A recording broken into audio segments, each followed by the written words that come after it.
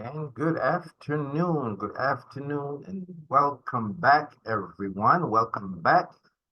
We got a couple of seconds before 1 o'clock, but we have been notorious in being on time with this conference, and we want to continue doing that, knowing that your time is really, really precious, and we appreciate you spending some time with us for what we think is an extremely important conversation. The panel coming up this afternoon is an amazing one. But before I do that, just a couple reminders.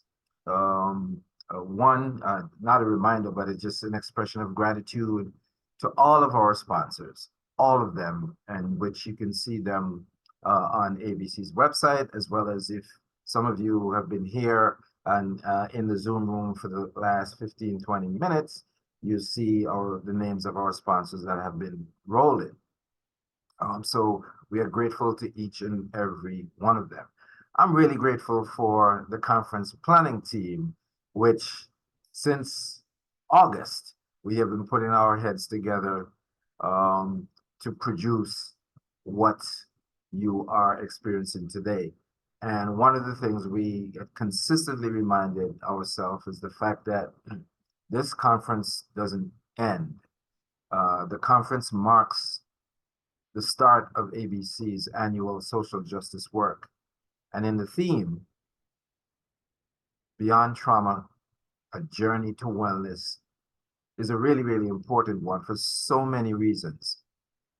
We know, excuse me, we know and are aware that there's so much varying types of trauma happening in our community, in homes, in neighborhoods, in hospitals, in business places. And we want to not ignore that trauma, but talk about asset-based methodologies and how to get all of us on a path to wellness in those respective areas. Next Thursday morning, we host ABC's awards breakfast at the Memorial Art Gallery, which sort of bookends the conference, if you will. We still have some tickets available, and you can get those at www.abcinfo.org. Certainly, we have tickets available. They are limited amounts, so please, please, we'd like to get our final count to give to the caterer by noon, latest 2 o'clock tomorrow. So if you haven't purchased tickets yet, we want to encourage you, and if you have, encourage others to do so. So this afternoon, consistent with the conference theme, the panel that's coming up is going to discuss pathways to wellness using violence prevention methodologies. The moderator for this panel, and indeed the three panelists, are people with extreme credibility in this matter. They have a tremendous amount of lived experience that they will share with you. And I want to bring the moderator up on screen with me now, Anthony Hall. Many of you know him, but if you don't, let me just give you a little snippet about Anthony. Where's Anthony? Bring Anthony up, please, please, because I'm going to turn this over to him right now. Anthony Hall is a dedicated family man, a community leader, and an advocate who is known as a humble hero. He was raised by his grandmother, probably my grandmother too, and many of your grandmothers, Delaney Cook Green, Mother Cook Green as we know her. Anthony grew up on the northeast side of Rochester in the Fight Village housing projects, and he's continued to serve on the front lines day and night by helping people build a safer city, particularly for Rochester's young and not so young. And he believes his role is critical to promote love and justice during difficult times. With a mission to enhance the quality of life for all of Rochester, which I call the pathway to wellness, Anthony has proudly taken on the role of CEO for the Community Resource Collaborative. Ladies and gentlemen, Anthony Hall. Good afternoon, Anthony. Good afternoon. How you doing? I am peaceful and I am just with bated breath waiting to see what you and the rest of the panel deliver this afternoon on this very, very, very important topic. So I'm going to just step out the way and let you do your thing. Ladies and gentlemen, once again, Anthony Hall. Thank you, Jerome. I appreciate this time, and this is a robust topic, and we're going to jump right in it. As stated, um, violence prevention pathways to wellness is a topic. We got about 50 to 45 minutes to talk about some of the efforts and some solutions related to violence prevention in our community. And we have some wonderful, wonderful scholars in this space. Um, and I'm going to start off with Wanda Ridgway. We all love Wanda. Currently, Wanda Ridgway is the executive director of Rise Up Rochester Incorporation, a nonprofit that works to empower the community to establish and maintain a nonprofit culture and provide support to victims of crimes and their families. Hello, Wanda. Hello, how you doing? Good afternoon, everyone.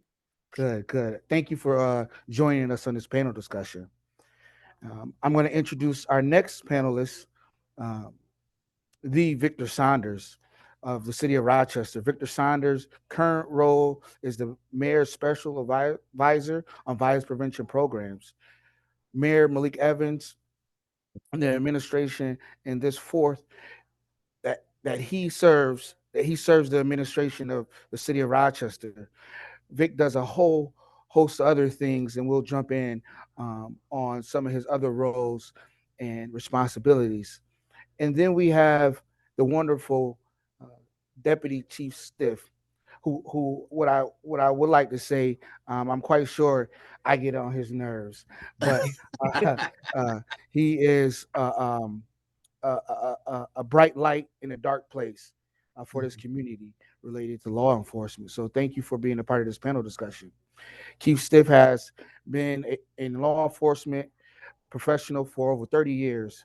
His current role is with the city of Rochester Police as a deputy chief. He oversees the Community Affairs Bureau. Thank you all. So, why I want to start with you. Just tell us a little bit about yourself. So my name is Wanda Ridgway. As Anthony mentioned, I'm the director of Rise Up Rochester, a non-for-profit that sits in the Cornhill section of the city, in the Monroe County's Crime Resource Building. We at Rise Up Rochester, we provide wraparound services for victims of violence. We have a moving forward support group. Um, we have a youth group that we work with, and we provide some events such as service remembrance, partner with Pathways, I mean, not Pathways, Rock the Peace, helping them with the Peace Fest, the school book bag giveaways, service of remembrance, and Christmas. We have a Christmas party for children whose lives have been impacted by violence. Um, we touch a little bit more because one thing many of my staff, we started off as volunteers in 2021. We are now fully staffed. We have a staff of 13. I mean, a staff of 12. Um, and many of us have experienced a lived experience of violence. And I'm glad. That's a great segue, Wanda.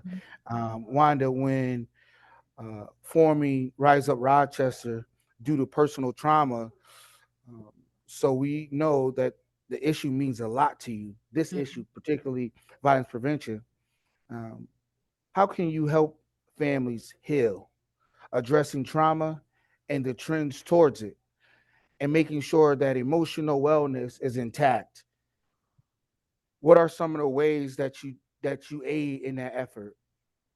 Okay, so one of the things I have to make a correction, I didn't form Rise Up Rochester. Rise Up Rochester is a ministry out of my church, Baber Emmy Church. And I'm a product of Rise Up Rochester. I myself started in the support group around 2011. After I had I witnessed my boyfriend being murdered, my nephew was murdered, and I was a hurt woman. So I decided that I needed to do something about it. I started attending the support groups, which is led by a licensed master social worker, and she gave me the tools to be able to move forward. You know, many families and victims of homicides or shooting, they think they can't go on. They think they're the only ones faced with this. So it's a safe place for folks to come. That's located right here in the Monroe County's Crime Resource Building, and you know they get to share how they're feeling, and you know you have to recognize that everybody's healing journey is unique, and the progress may be slow at times, but you know, it takes time. It takes time. You just have to Definitely. So set goals for yourself. Yeah, you have to set some goals for yourself, and you got to be committed. You got to put in some work, you know. It's easy to sit at home and mope and you know, but you gotta put some work in, and you know,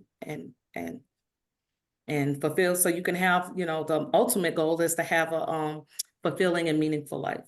So appreciate that. So a lot of supportive services, emotional supportive services, it's very important in your role and out of your organization. So we'll come back to that so that the viewers can get some information for themselves or individuals that they may know. We're going to go to Vic. Uh, Vic, you and I have done some extraordinary work in this space for quite some time. You've been in this space for almost over 3 decades and doing some amazing work. One of the things that, you know, what we've seen with the new administration is the Rochester Peace Collective. And we understand that the Peace Collective is a mechanism to uh, prevent or aid agencies or organizations to do some of that service work and prevention. Uh, can you tell us about Rochester's Peace Collective and where we're at with it? Good afternoon, everybody. Um, it warms my heart to see you, my brother, in the space that you are in. I'm breaking my face smiling right now. Basically, as you were part of the foundational aspects of the Rochester Peace Collective, we understood that there are various entities within the city, community-based organizations, individuals that we would consider mom and pop shops on the grassroots level that have, for reasons of dealing with their own trauma or assisting others and working through their own issues, have been doing this work for some time and have not been in a position to be funded in an equitable level. Through that, we had conversations that led to us having an opportunity to create the Rochester Peace Collective. And with $5 million endowment from the city, we were able to put together a request for proposal out to the community. We definitely knew a large number of these entities that were doing this work because of the fact that the work that we did specific to referring individuals for assistance in the community allowed us to get a firsthand knowledge of some of the work that was being accomplished. When I think of where we are after really completing our first full year in this space, I think that we're definitely moving towards this being something that needs to continue even beyond the funding with which it was given, and that was money that was given for the American Rescue Plan Act. Partners such as Community Resource Collaborative, Rise Up Rochester, Rock the Peace, and other entities across the city that are doing phenomenal work basically lets me know we were well informed in the entities that we partnered with. Those vendors that are currently doing the work, although we might have had a slow start with some of the different entities that apply for funding, the work that's being accomplished has been amazing. The feedback that we're getting from people that have worked within these different entities, people who have received services through these programs has been phenomenal. We're in a phase now where we are working with, excuse me, we're working with different private donors as well as different sponsors across the community to be able to continue this funding beyond 2026 when it's supposedly going to be running out. So I think it's a phenomenal situation for entities such as Community Resource Collaborative and Rise Up Rochester. We are looking not only to continue, but to expand on the work that's already been able to be accomplished, understanding that with the right funding and stewardship that we can affect more positive change in the violent landscapes within the city of Rochester. So I'm very optimistic about where we're going, where we are currently. All right, thank you, man. And it means so much to the Rochester community for this endowment and those organizations to help them build out capacity and bandwidth to grow in this necessary work. Thank you, Vic. Thank you. So, Chief, Yes, sir. you got to be a bad man for them to go get you out of retirement. Over 30 years of service in law enforcement, and coming out of retirement, what were some of the factors, the driving factors that brought you to say yes to this current role, as well as connecting your current role to the theme, a journey, a pathway, excuse me, to this particular panel discussion, violence prevention as a pathway to wellness. Can you connect those? So I'm not a bad man. I just got a servant heart. You know, when I made a decision to retire, you know, if I was coming out of retirement, it was going to work in a black and brown community. My whole career, I worked in you know, majority minorities community. I thought this city, I had a strong connection with some of the community issues that the city has had. You know, I'm concerned about the violence, homelessness, and poverty. Also, you know, on a personal level, I saw opportunity for mentorship there as well in the city. I think I could be a beacon of hope for some of our young Black men in the city. As it pertains to the theme Beyond Trauma, Journey to Wellness, I just think that let me just say this. As relates to the thing relates to community engagement, excuse me, particularly when trauma arises from police interaction, that leads to fear, mistrust. And if we're going to be a well-functioning community, we can't have fear and mistrust towards the police. You know, it has been a struggle, but I am getting support here on the command staff. I would like to share with the panel today, well, with the community today, that next month we're going to have a satellite office in the Urban League, mainly to address some of the issues in our community, as well as addressing, you know, get on that path towards a journey to wellness. Thank you, Chief. And it would be remiss for me not to talk about the correlation between violence being a public health crisis. If we're talking about trauma and wellness, we have to begin to look at this from a healthcare lens, and that's very important how we engage that. So we do have some other questions, but I want you guys to ponder and get and you know, we want to see, hopefully we have some questions in the chat as well related to this, but as we know, systems play a huge role in some of the determinants in our community, and violence being one of them. Chief, in your role, your current role, how do you measure some of the value related to community engagement or the Bureau of Community Affairs and violence? So So again, I'm often asked, what's the difference between, home and here? And I really don't like to answer that question because, every city has its own dynamics. But here, I think the community should play a greater role and have a greater voice in police policy. I just think if you're at the table and you have a voice and you have input in developing some of those policies, I think we'll see a different outcome. Yeah, I think that's phenomenal because the more you have community input, the more of a perspective you have on some of the disparities that we see. I think also for Vic, some of those mitigating factors that lead up to violent incidences. Can you tell us some of the strategies around prevention work that allows credible messengers, community intervention specialists to engage in that space?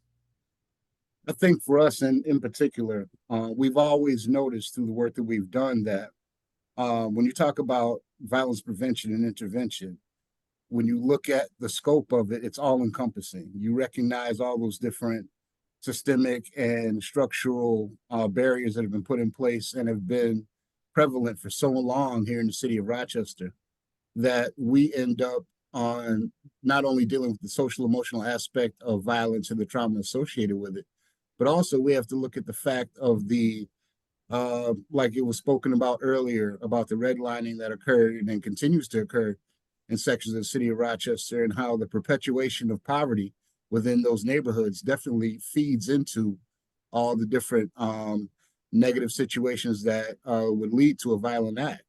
The racism and things that have occurred and continue to occur within the community, and the some of the feelings of loss that individuals have had are definite aspects on structural issues that continue to be an issue for us to have to fight against every single day. But continuing to understand that not everybody that's shot passes away. We have numerous people walking around the community as non-fatal gunshot victims, and their families still carry that same hurt of that first phone call that their loved one has been wounded and laying out in the street. And so when you have entities like Rise Up and Rock the Peace to be able to help people walk through those different traumatic experiences and gain some semblance of understanding on how something like this could possibly happen, it feeds into another need for not only the victim or assailant in that crime, but the families associated with it as well. So I think from our point of view, we understand that it's all encompassing the work that we do. It's going to reach almost every aspect of that family's life. And within that, services and resources have to be made available in order to be able to assist them in moving beyond that particular traumatic situation. Definitely, and everyone in this space should be trauma informed. Law enforcement, credible messengers, interrupters should be trauma informed in this space. That's very important. And being trauma informed, Wanda, as an executive director, what are some of the measures you put in place for your staff? Because engaging in this space and dealing with what we see in community related to homicide, related to shootings, responding to schools, what are some of the measures you put around your staff so that their wellness is at the forefront of your mind, because you're leading and you have to make sure that you have staff in a good place to be able to disseminate information and deploy them in community? Absolutely. We provide a lot of training,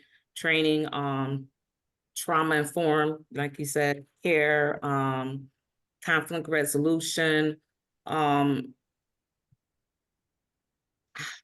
to properly, to approach a victim of violence, and, compassion. We have to, really sit down. I try to, educate my staff as best as, I can, and know, like I said, many of us have lived experience and we know the process that we went through.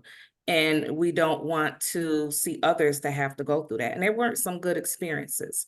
So try to educate them the best way that, I can. Definitely making sure that staff across spectrums are Mhm, trained in different ways to mhm. engage community and render a great service. I think this work is necessary work, and it's needed, and it's the telltale sign of what we have in our community. A lot of times, this work is underfunded and it's underappreciated, and I applaud uh, Wanda and Vic and the chief for stepping up to the call and doing such. What we see in our community transcends just to the chief's point. It's not just law enforcement's responsibility anymore. It's community responsibility to change the narrative and those mitigating factors. Most of y'all touched on it already. Poverty, as Victor talked about, redlining in our community and where we see things happen. I'll often say that when we see the homicide rate and shooting incidences come down, it's not a celebratory moment, but however, it's a moment where those of us that are in the trenches, we could take a step back and say, there are things that we're doing that's working. So I just want to applaud you all for your work in community. Uh, uh, I think, Chief, when we're talking about wellness and making sure that community is good, as well as the rank and file, how does your office and your role uh, bridge the gap to making sure that the most vulnerable, impacted communities understand law enforcement role and that law enforcement is becoming more trauma informed? Right. So, for me, I'm constantly evaluating myself in RPD, and it's something that I gotta get better at.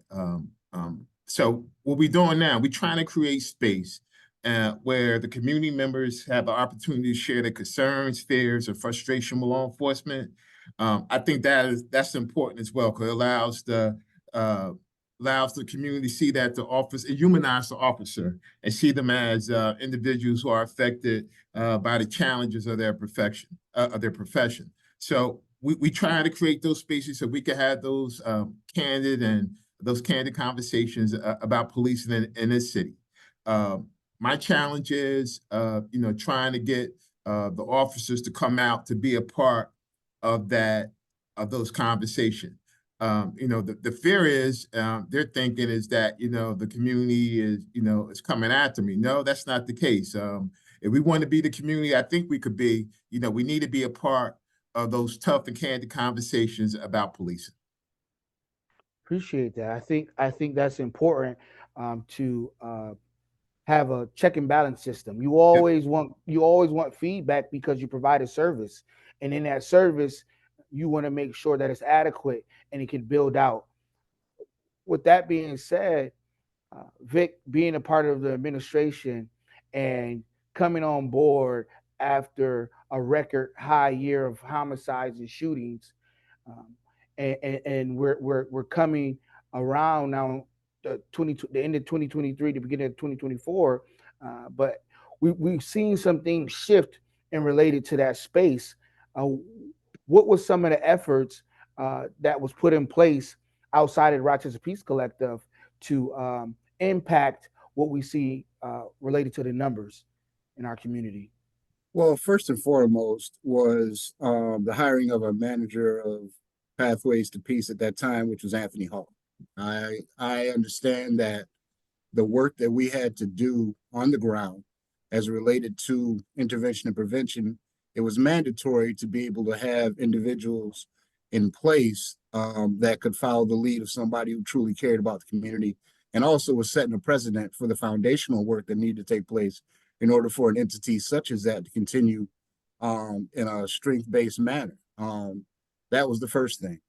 Other than that, allowing us the opportunity to grow within that space and do some other different things that also touched on different issues of intervention and prevention in the way of working with more individuals coming out of incarceration, targeting more individuals that were gun involved in certain sections of the city, geographically focused, as well as really leaning on our partners in the community in a way of letting them understand that the needs of the young people that we're coming in contact with are going to be paramount in order for them to change their mindset. One thing I recognized was if you don't change the way you think about certain subjects, you won't change your behavior around that as well.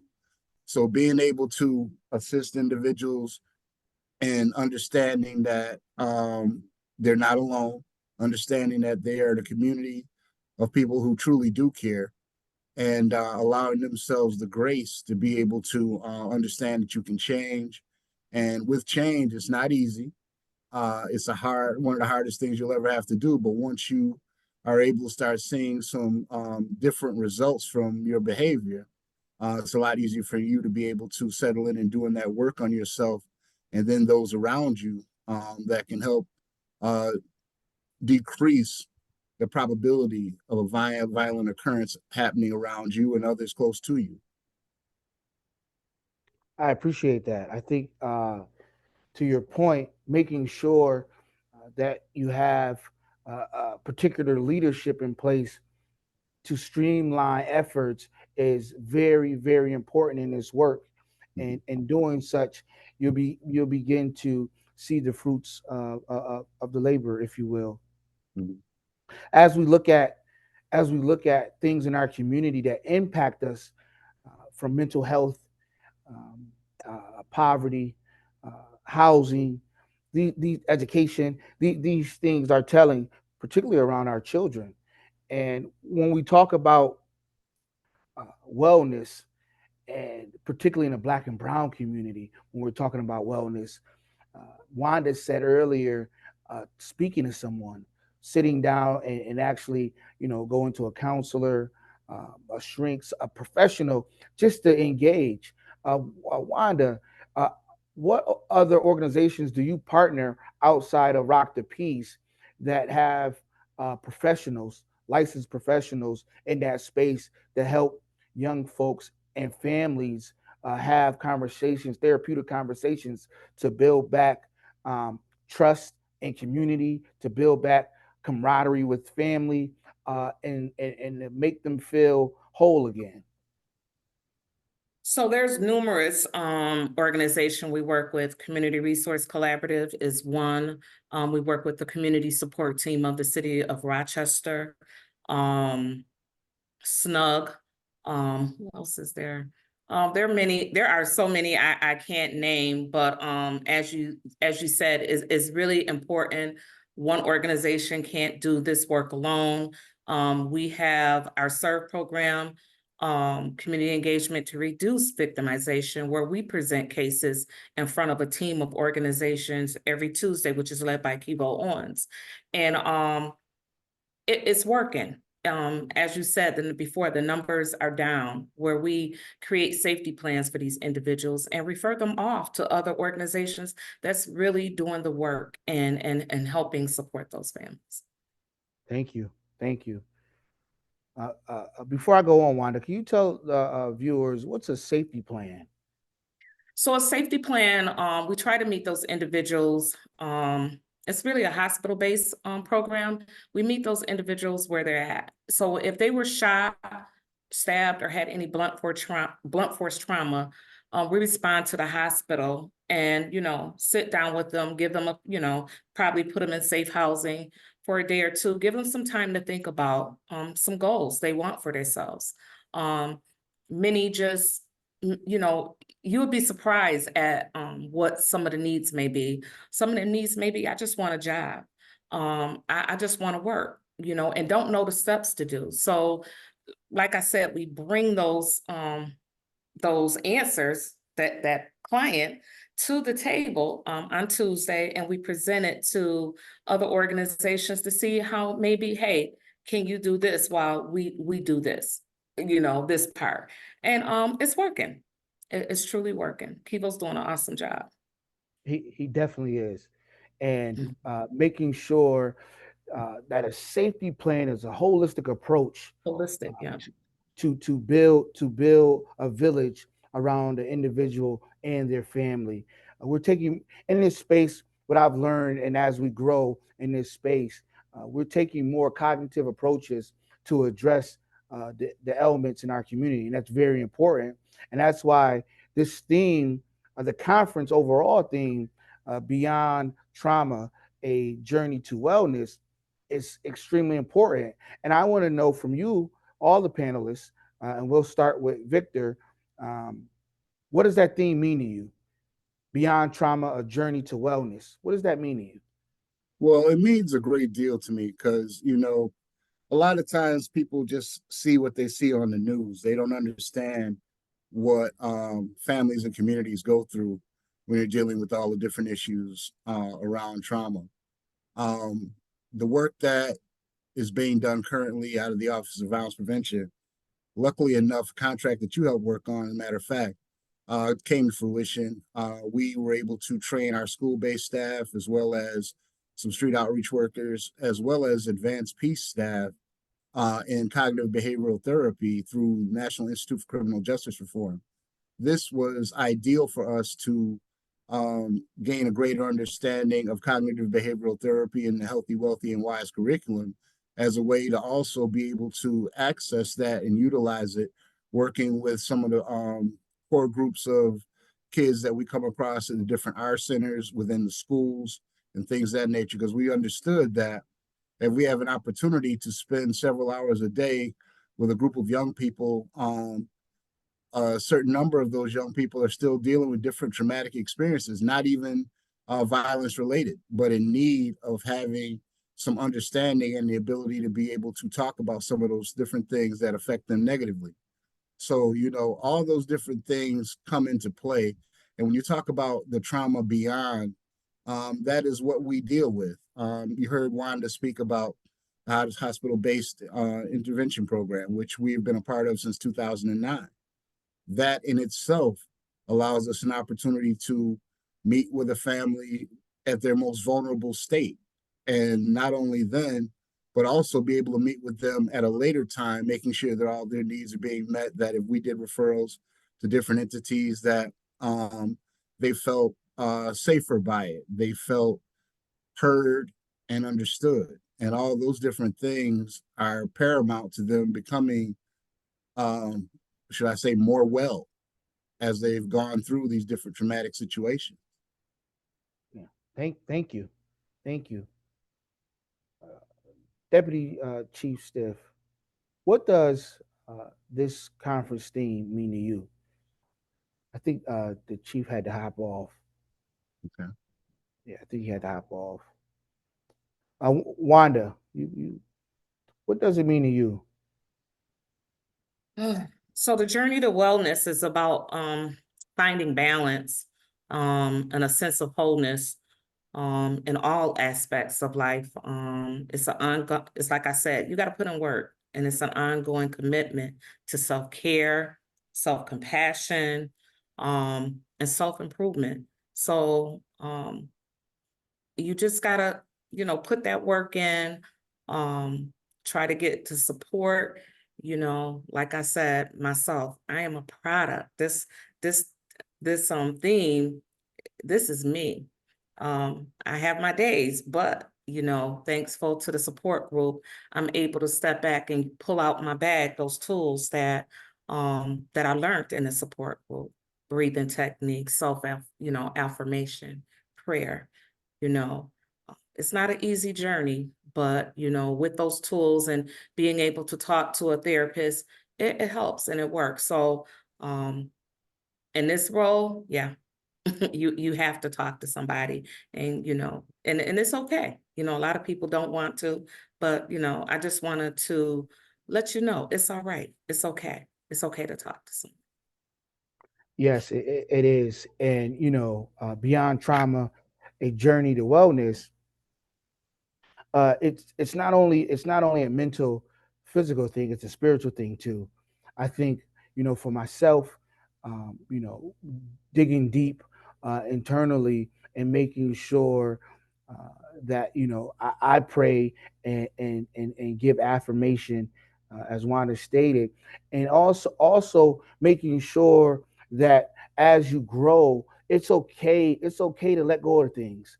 I think in this type of work, when we're talking about prevention, intervention, and streamlining towards that wellness and that healing process, we begin to feel like we have to hold on to these things. But the journey allows us as we go to shed some of these things off. So I think that's important, especially with the demographic that we all serve. Um, I wanted to know, do we have any questions in the chat? Yeah, Anthony, there's one. And just before we go to that, just let our participants know that the deputy chief had to jump off a little bit. He's going to try to get back on, but it's live. They got things going on, so and we respect that. So question, and this question is actually for Vic. Vic says here, I'm not familiar with activities and results of the Rochester Peace Collective. If you can elaborate on some of those things and talk about Board of Peace Collective to someone who's unaware. Well, in particular, there are 19 different vendors within the Rochester Peace Collective. Within those entities, we have people who are doing reentry work. We have people who are like Rise of Rochester is doing work on the street, doing work within the hospitals. You have Career Resource Center, who is helping young people to gain support through employment, how to be entrepreneurs. We have group over at Edgerton that meets 3 days a week, young men that are in a focus group, not as far as focus group, but group session talking about, you know, life skills, how to be better young men, culinary arts on another day, and then art therapy on another day. You have Rock the Peace that's working with people who are dealing with issues of trauma around violence. Young people who have lost loved ones to trauma, having the opportunity to come in and speak with other people who have had similar experiences and allow them to try and work through traumatic experiences. So there's numerous different things occurring across the community that has allowed for what you might see in this decrease in shootings and homicides we've had over the last year or so. You've heard it many times, people say, you know, there's no way we're going to arrest ourselves out of this situation. But by the same token, we have some phenomenal community-based organizations within our city doing great work. And they're putting their hands on the individuals most in need of those services. And by doing that, a lot of different behaviors, I think that possibly could have been volatile in different situations, have not been. You know, through the work that we see accomplished and, you know, the reporting aspect around the Rochester Peace Collective, we've really been able to see more clearly not only what individuals' plans were from the beginning, but what the actual work is accomplishing now. We're working with a national consulting firm to also assist in the monitoring and evaluation of programming, and it's looking very promising right now. I am excited about the prospect of being able to utilize the data compiled from this first full year in a way of going out in the community, as well as working with different government entities to try and increase the funding from our first offering. So those are some of the different things and some of the different results that we've seen from people who have gone through all these different entities and the good work that's taken place. Thank you, Vic. Where can they find the list of the Rochester Peace Collective? If I'm not mistaken, we still have that list up on our rockovp.com website, and that's rockovp.com. And if you go to the Get Involved tab on that first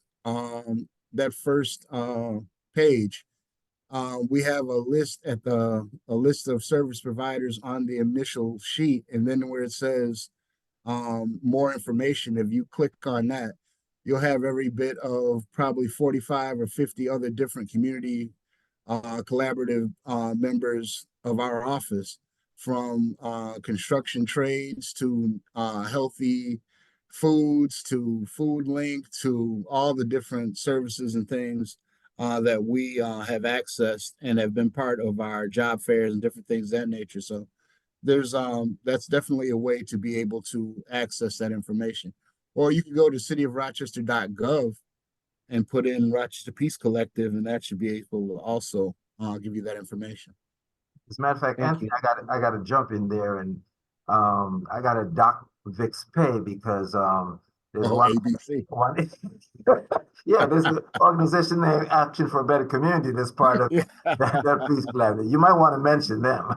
yeah. I think I might want to mention ABC and all the great work they're doing as well. That's what I'm happy about. That's what I'm really happy about the Peace Collective, because we have so many varied partners that are actually really in the trenches doing this work. A lot of times I'll get myself, I don't have the list out in front of me. I'm always going to drop the ball on somebody. But I'm glad to say that that person that asked the question, the superstars that you see before you today, Wanda, Anthony, and Jerome, they're all partners of the Peace Collective. So that should tell you something. Anthony, there's another question in the chat, but use that one now, and it references again going back to the theme. As we look to cure, are we to cure violence? It is a disease. Prevention means what? Let me repeat that. First, it's a question: are we to cure violence? And an affirmative statement saying it is a disease. What does prevention mean with respect to violence? That's a very good question. I'll go first on this one. First of all, violence has been around since the beginning of man, and I don't believe it's something to be cured, but it's definitely something to be treated. I believe that if we attack all the different barriers that lead to violence or the prospect of violence, we have a better chance of being successful in decreasing the number of incidences that occur across the community and across the country. Honestly, in the city of Rochester, for the longest time, most of the violence that led to fatal and non-fatal shootings has been interpersonal conflict. The fact that interpersonal conflict is generally the causation behind a lot of the flashpoints that lead to the violence. I think us learning more on how to deal with each other on a daily basis on a more human level, and understanding that everything is not a event that has to end in your life being taken or my life being taken, is going to definitely allow us to be able to treat that illness. Being able to do it like a disease, which we have previously seen in other intervention efforts, where you are going to basically, how do you cordon off, or what's the terminology I'm looking for, where you really isolate the incidences themselves and work with the individuals in the communities most affected by it, by putting in those different situations that allow for growth. Professionals that can help work through the traumatic experiences, professionals that can help do away with the other barriers that occur that lead to thought processes that could lead to violence, helping to eliminate the poverty, feeding people who are hungry, employing people who are unemployed, training people that are in need of training in order to become employable. All those different things are going to have to take place in order for us to properly treat violence as the epidemic and the disease that it is. And a part of that that antidote is love. You have to we have to impact in different ways when we're talking about this work and wellness. And wellness, we sometimes shun folks who have been a part of the disparities in our community. And what we see, what a large overwhelming number of incidences in our community is based on proximity and based on the disparities, right? And not being able to see the light at the end of the tunnel, if you will. And those of us in this space, as well as your neighbor, knowing who's your neighbor, being able to get out of your car or getting off the bus and say, "Hey, how you doing?" Speaking to one another. These things change the culture and the atmosphere in desolate places. So it's imperative. Also, how we pick up our garbage, how our streets are plowed, how our houses look. These things all play a huge role on wellness and what we intake on a day-to-day base, visually, as well as physically, spiritually as well. And the intake of food. What are we taking in? Right? These things all play a huge role on our responses to not just violence, but conflict, or our responses to being able to go to the next level. I know in this space, a lot of times we get folks jobs, and you hear it. Just get somebody a job, and they'll change their life. It's just not a job that we have to get. We have to begin to get folks in a career path so that it can be sustainable, and it not only builds them up, but it builds out the bandwidth for their families. So that's very important when we're talking about wellness. Definitely. Any more, Jerome?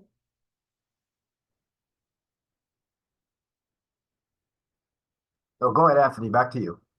Okay. Well, I think we're gonna begin to close out. I think this time, I'm always elated to have a conversation, a discussion around what we deal with on a day-to-day basis. What I want the viewers to know, that not only the panelists but their team, their staffs, some of them work around the clock to interact and interface with some of the most horrific scenes in our community, as well as elements in our community. And I don't want this work to go unnoticed. I think a lot of times, and I said it earlier, a lot of times it's underpaid and unappreciative for the work they do in this community. But wellness only comes when we acknowledge that we're sick. And I'm glad that ABC understands that. And we have to drive that home. This is why violence is a public health crisis. We understand that this is a disease and there is a cure. And the cure is the individuals on this panel. The cure is being able to engage and interface in community and have vulnerable, tough conversations from a perspective of solution based. We know all the problems, but we have to begin to collaborate and partner on a solution versus a problem, and begin to build back those amenities that we once had in our village, when we were talking about Big Mama, who was always taking care of the whole block, when we're talking about sharing food and feeding people in need, when we're talking about making sure if Wanda can't show up for parent-teacher conference, she can tag somebody in to show up, and for families not to wait when it's so bad. There's resources out here that can be preventable to the circumstances that you think can't.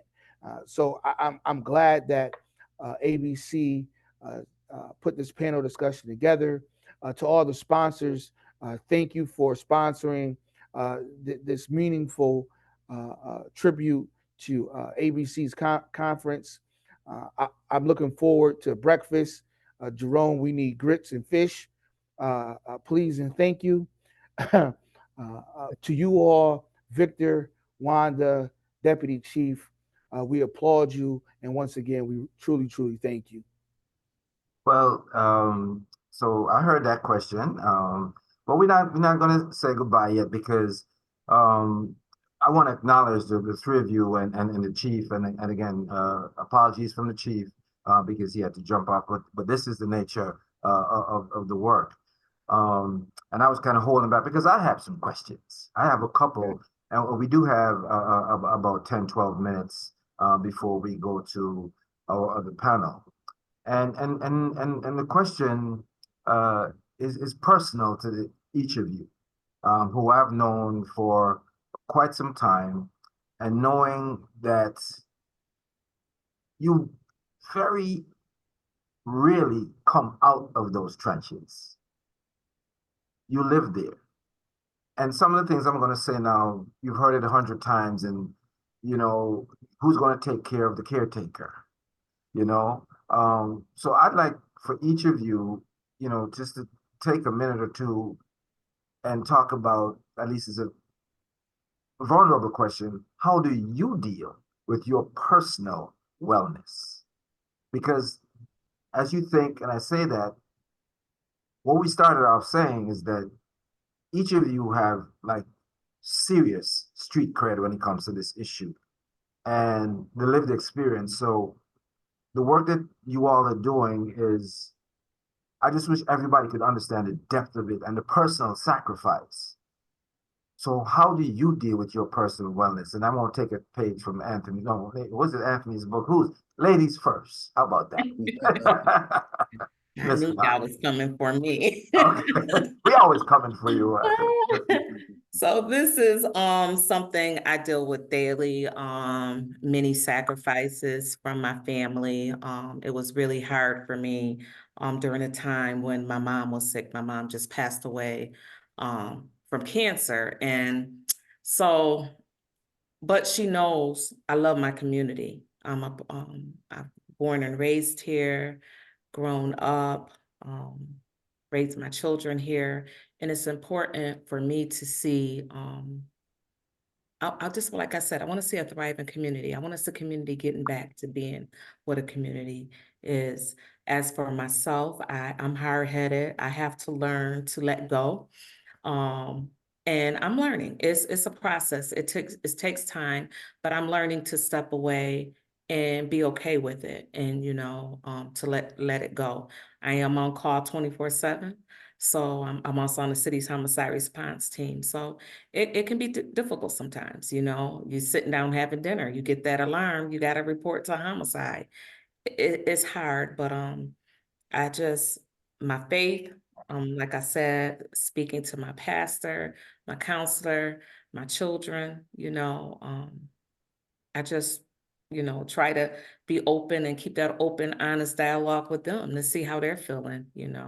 But one thing about me, and I've always been this person, even with my team, I'm not gonna send them to do something if I won't do it myself. And sometimes it's a need. We have to see with our eyes out there what the community needs. And so, and this is what it is, as he said, it's a holistic approach. You gotta take care of yourself, because you can't take care of anybody else, and you can't pour from an empty cup. So it gets difficult at times, but sometimes you have to, you do have to step back and take time. So I know my next vacation, it won't be in Rochester. I am taking time away because I am hard-headed. I will pick up my phone, or we have a group chat, and I'm always responding. They be like, you on vacation. So I have to learn, but I'm learning, and I'm just thankful that and blessed that I have a team where I can just turn everything over to them and come back and know that it's okay.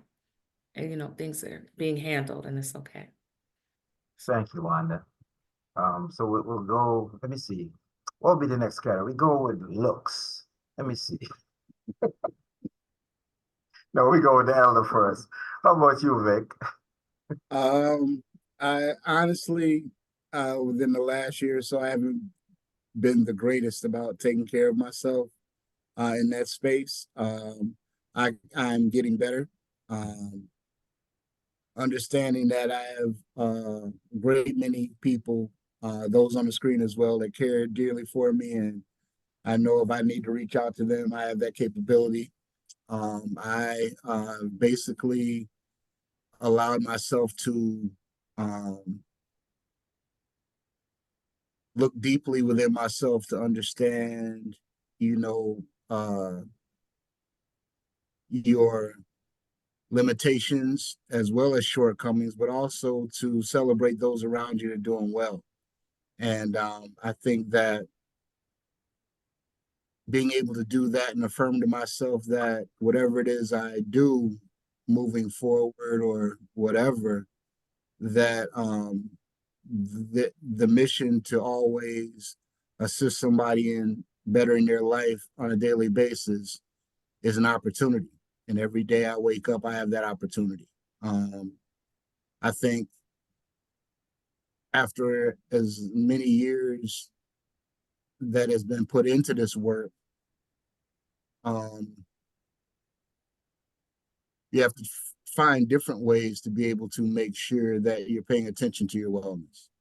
And I think sometimes you can lose sight of that with the busyness of just everyday life, specifically in this space, because things move at a breakneck pace, and people are really affected deeply by situations that could arise within their lives, and you got to understand that. So in that way, I like to say that, you know, I affirmed to myself that I'm going to work harder at trying to control what I can control, letting go what I can't, and pray for guidance as I move forward. Thank you, Vic. Thank you. Thank you for so many things, Vic. And now, Mr. Moderator, Mr. Hall, your thoughts on your wellness.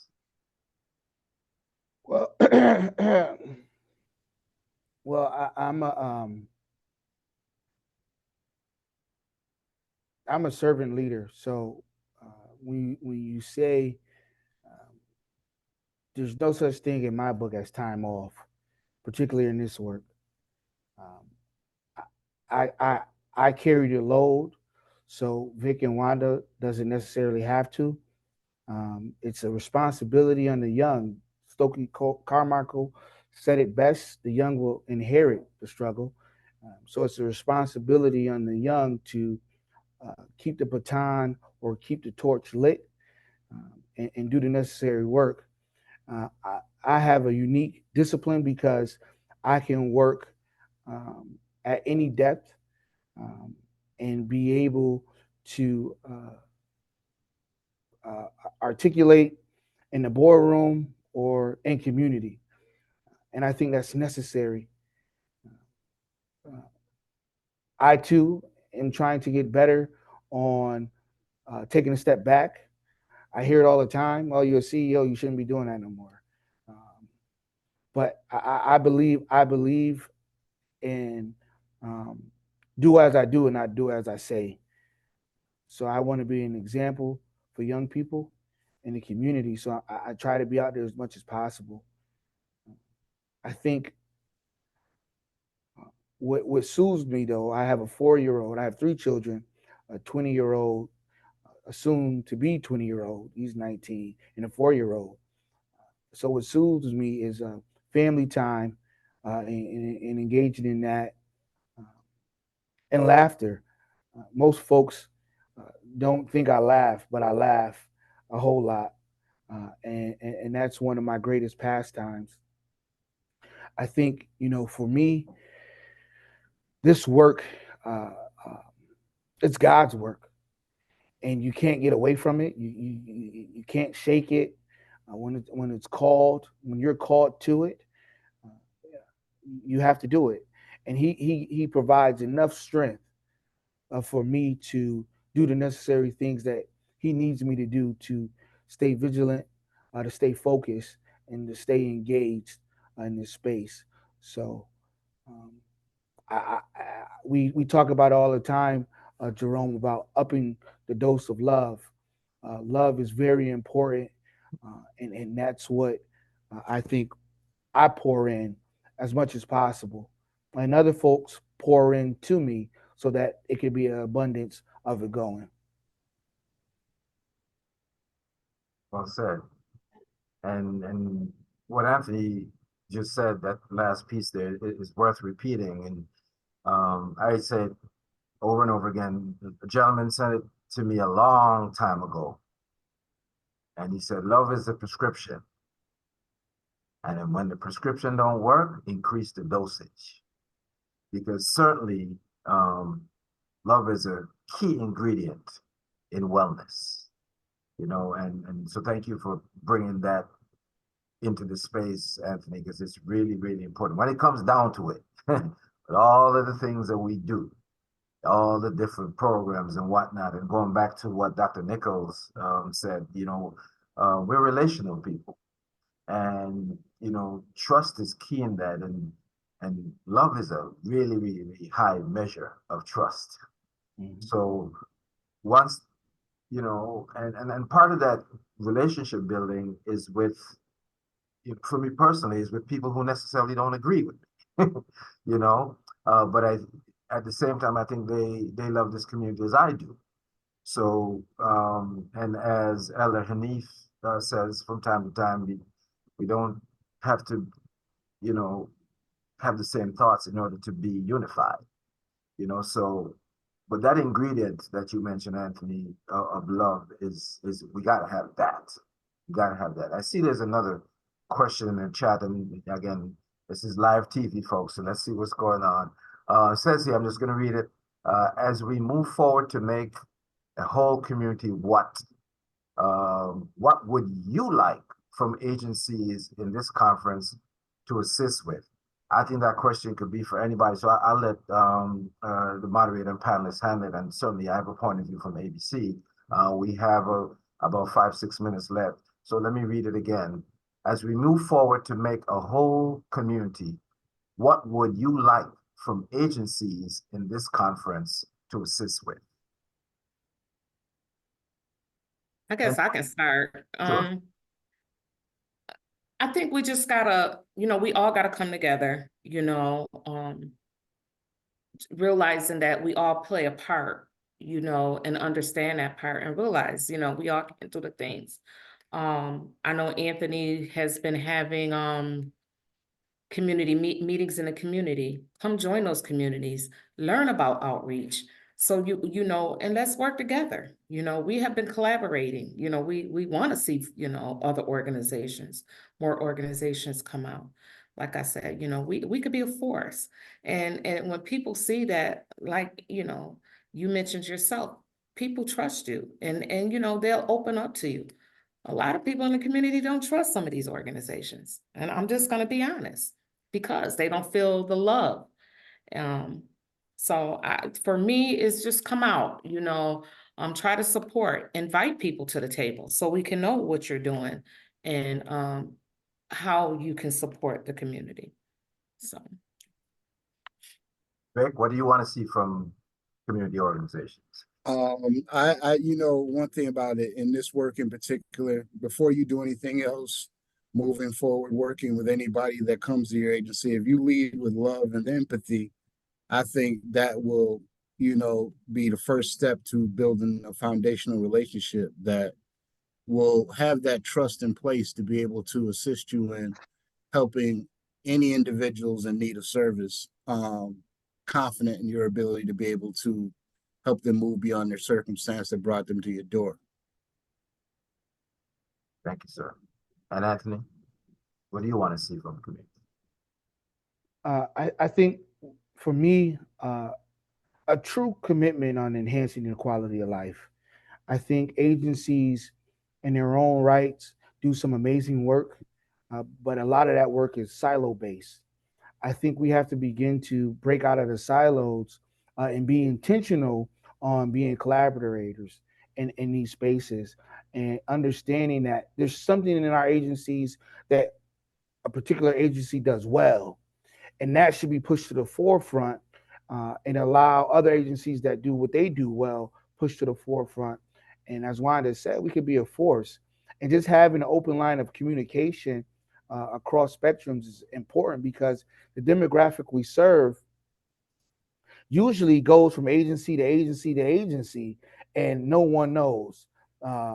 So I think if we could create some type of integration tracker on individuals to make sure that we build a robust plan around their life and their success, we'll see huge impact in community. Indeed, three very, very strong answers, and I'll add to this. and it's a little bit about what all of you said. I think first, for any organization or even an individual, because this may be an individual who wants to, I want to do something too. I think it starts with a couple questions for yourself, for your agency is what are you good at? What is your lane? It could be a skill, it could be a capability, it could be funding. It could be just sitting with people, because sometimes folks have to just to sit with somebody and just be there with them. So I think people have to be, an organization have to be clear, we're good at this, going back to what Anthony talked about, because sometimes, hey, some folks are good at emergency response. Some people are good at the transactional. This needs to happen right now. Some good at, we're like us, we're ABC, we're long-term. We're gonna work with this family for a long time. We stand behind places like Rise Up. When it's an emergency that has to happen, that's not our lane. So however, we do believe in collaboration, as evidenced by this entire conference. We have so many partners taking, because Anthony said, none of us can do this alone. None of us. So it's finding that lane, your strength, and having the humility to follow when necessary and lead when it's time. And Wanda, I like what you said, we could be a force, because there's only one thing that can take away darkness, and that's light. No matter how much darkness you have, you can't take away light. So we want to, again, thank the three of you and Deputy Chief in his absence as we look to close out and transition to the other panel. Thank you, Vic. Thank you, Wanda, and thank you, Mr. Moderator. You did a fantastic job in your new role as moderator for panels now. Usually he's on the panel. I said, I want you to moderate the panel. You got it. So I'm indebted to all three of you. Thank you for making ABC's conference that much better. We see you in the trenches somewhere. So thank you to, that concludes our panel on violence prevention. Again, lead with love.